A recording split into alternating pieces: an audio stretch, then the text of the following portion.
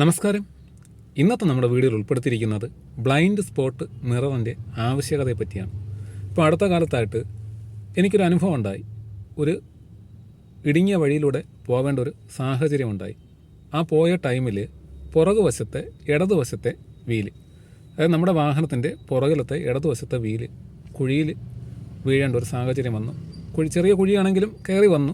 പക്ഷെ എന്നാൽ പോലും ഈ ഒരു ബ്ലൈൻഡ് സ്പോട്ട് മിറർ ഉണ്ടായിരുന്നെങ്കിൽ കറക്റ്റ് നമുക്ക് കുഴിയിൽ വീഴാതെ തന്നെ നമുക്ക് കയറി വരാൻ പറ്റുന്ന ഒരു സാഹചര്യമായിരുന്നു.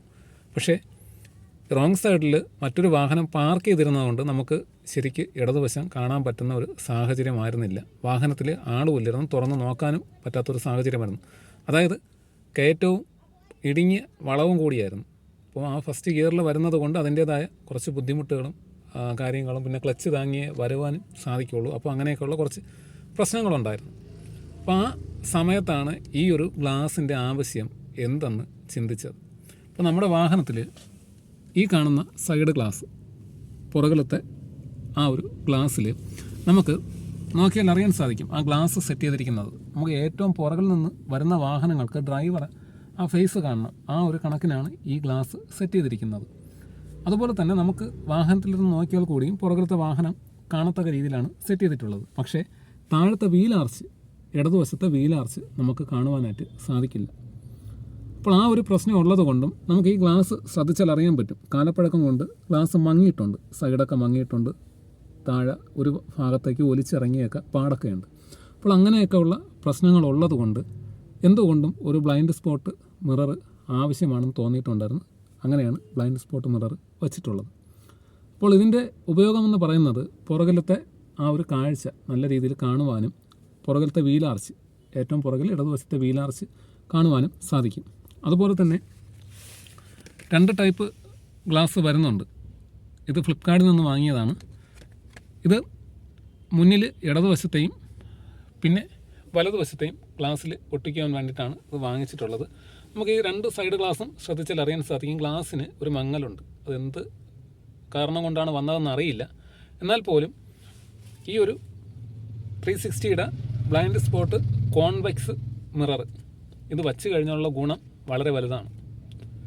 വലിയ രീതിയിലുള്ള കാഴ്ച നമുക്ക് കാണുവാൻ സാധിച്ചില്ല എങ്കിൽ കൂടിയും ചെറിയ രീതിയിൽ നമുക്ക് ഈ കാര്യങ്ങൾ മനസ്സിലാക്കുവാനായിട്ട് സാധിക്കും.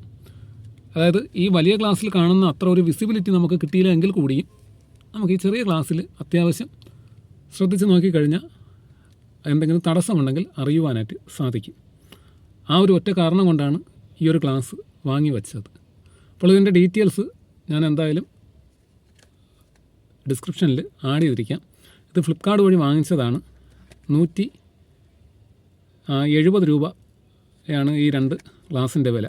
ചിലപ്പോൾ ഓഫർ ഉണ്ടെങ്കിൽ നമുക്ക് ഒരു ഗ്ലാസും കൂടെ പെയറായിട്ട് കിട്ടുവാനായിട്ടുള്ള സാധ്യതയുണ്ട്. ചില സ്ഥലത്ത് ഇതിൽ നിന്നും വില കൂടുതലാണ്. അപ്പോൾ ഈ ഒരു കാര്യം പ്രധാനമായിട്ടും ശ്രദ്ധിക്കണം. പിന്നെ ഇത് വയ്ക്കുവാനായിട്ടുള്ള സാഹചര്യം എന്ന് പറയുന്നത് വാഹനത്തിന് നീളം കൂടുതലാണ്. ഏകദേശം 4.5 മീറ്ററിന് മുകളിലോട്ട് നീളമുണ്ട്. ആ ഒരു കാര്യം കൂടെ മുൻനിർത്തിയാണ് ഇത് വാങ്ങിയിട്ടുള്ളത്.